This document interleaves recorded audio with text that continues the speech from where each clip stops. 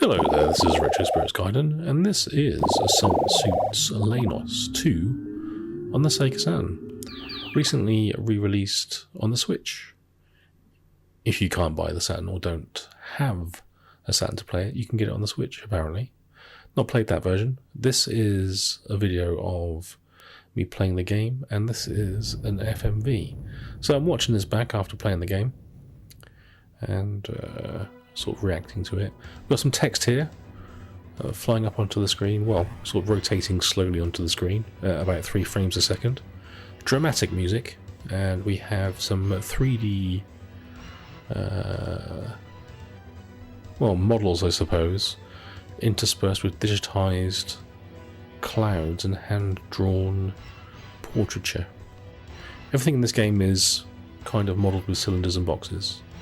That plane is basically an amalgamation of primitive geometry. I think that was supposed to be a robot, again made out of cylinders and cuboids, roughly assembled into a humanoid form approximating some sort of giant mech suit. Very exciting. No textures on any of this stuff. They couldn't be bothered to texture it. It's quite a low quality FMV, that. They did a really poor job there. Congratulations. High fives all around. Let's go for lunch. This is the title screen, and that's a very low rent title screen too. So I bought this in Japan. There was not a lot of games for me to buy in Japan for the Saturn because they're all too expensive. The ones I don't have, we're talking £1,000 expensive. This game, in comparison, was about 15 to 20 quid. So, having never wanted to play this game before, or having any interest in it, I decided to buy it, and this is what we get. We get high-res Japanese text scrolling slowly up the screen. This is the 12th Special Force formed of assault suits, so it's a military unit which contains only assault suits. Oh man, this is futuristic. A scene setting. Mission 1 is pursue the terrorists, and let's go get some. Right, we have stories. So a guy with a mashed face, looks a bit like Axel from Rapid Reload. We have a lady with nice earrings. We have Billy Idol, and we have another guy with a massive chin, and we have Sam Fox, circa 1986. And Assault Suits dropping into action. Oh, very exciting. So, I enjoyed Assault Suits Valken on the SNES. Never played the Mega Drive Assault Suits LEYNOS. I've maybe played it once on the Mega Drive Mini 2 or something. It didn't hold my attention for very long. And this game I'm playing right now is irritating in a couple of ways. One of them is you've got limited ammo on your guns, so it's kind of like a weird run and gun shoot 'em up with some simmy style elements like inventory management and ammunition management, and I can't work out how to get ammunition back for your guns. So you basically spend a lot of time killing things in a level, which then wastes all your ammo, then having to fight a boss with no ammo, so I don't know what's going on there. I found this game absolutely infuriating. I don't know why they deemed it necessary to re-release this on the Switch. Like, was this a well thought of game back in the day? I'm not so sure. The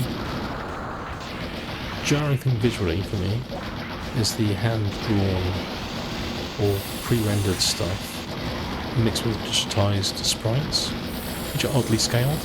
I think they're slightly oddly scaled in this game, giving it a rough as arseholes look. The music is forgettable, and the action is not exciting. So what are we left with then? It's not a graphics demo. It's probably a game that you could get into if you were so into mechs you're willing to look past the shitty presentation and the annoying inventory management. I was hoping this was going to be more shooter than it is, and I'm sorely disappointed.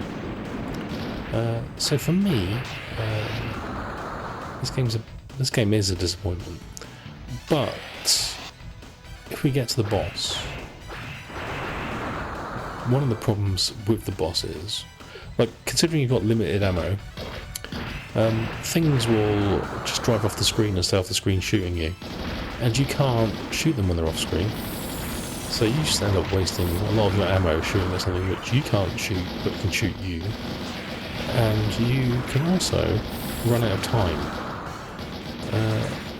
This game needed about 6 months more play testing and a lot more polish, and then I might have been interested. But what I would say is it's no Assault Suits Falcon. So if you're expecting like a game equivalent to that, you're not going to get that here. You've got some very similar things, like you can punch stuff, and you've got a shield that blocks bullets, you've got several weapons.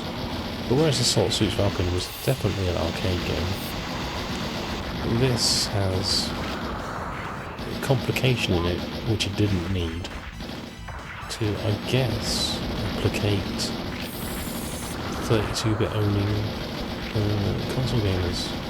They wanted something, I don't know, just more complicated for no real reason. Yeah, weird. It uses all the buttons on the Saturn joypad, so you can have a weapon per button, and I think the shoulder button does a shield. The shield isn't infinite, the shield can be destroyed. The game is just a genuine ball ache, and I guess that's why it's so cheap. But again, I don't know why they bothered re-releasing it in the Saturn. The Saturn version is also about 15 quid if you buy it from Amazon Japan. It's like 3,000 yen, which at the exchange rate I bought this game at would give them about 15 or 16 quid. So maybe if you've got a Saturn, try that version. But why would you, based on my review? I'm not the best person to review this game. I'll admit it now. I had no interest in it coming in, and the complication of the inventory management has only made it worse for me. Been a bit of slowdown there, did you notice that? Yeah, the inventory management has made it tedious. I'm just not into that. I just want a straight shooter. You see how most of the things that you're trying to shoot are off the screen shooting you? You can jump and get them, that's fine, but is it fun? No. And the boss doesn't really jump in the air, but it does go off screen left and right, and you can't get to it. And it'll shoot you from an off screen position, and you'll waste ammo trying to shoot it when you're not shooting it. Yeah, and like I said, it needed more polish in the design. Well, it looks like you can zoom in and out at will as well, which I had forgotten. Like I recorded this video and then I'm watching it back and commenting over the top of it. Since recording this video I haven't played this game again. I had a few cracks at it. I got to level 2 eventually after I worked out that you can swap your guns around on different buttons. But I still find it infuriating that you had finite ammo. Here we go, here's a boss. He just immediately comes on and then fucks off the screen, so you end up chasing him around. And there he goes again, he's off. So you use your shield can be destroyed. He's more mobile than you, bigger than you, he's got more ammo, infinite ammo, and you've got a time limit to kill it. The time limit is sort of generous, you think, but if you run out of weapons, which I have done a couple of times when trying to face this boss, it's a tedious ball ache. Like, I just can't get away from that machine gun. It's like an auto-targeting machine gun. So the only thing I've found, the ghost is off the screen, can't shoot him now. He can shoot you though, can't he? The only thing I've found that you can do is just sort of sit under his belly and shoot him in the belly button. Like, fill his navel full of red hot lead, and I mean eventually he does die, but it's just a tedious fight. I must be missing something. There must be an easier way to do this game that I'm currently experiencing, but have I got the willpower to try and play this game again when I could just play, I don't know, Alien 3, Contra 3, sorry, the Alien Wars on SNES. One running game fun. Probably not. I shouldn't have bought this. I shouldn't be doing a review of it. If you want a second opinion, I wouldn't blame you. Try and find somebody who likes the game. I'm not that person. It's not the game, it's me. Although I do think it's probably the game as well. To be fair, I think it's probably shite. Alright then, that's me. It's alright.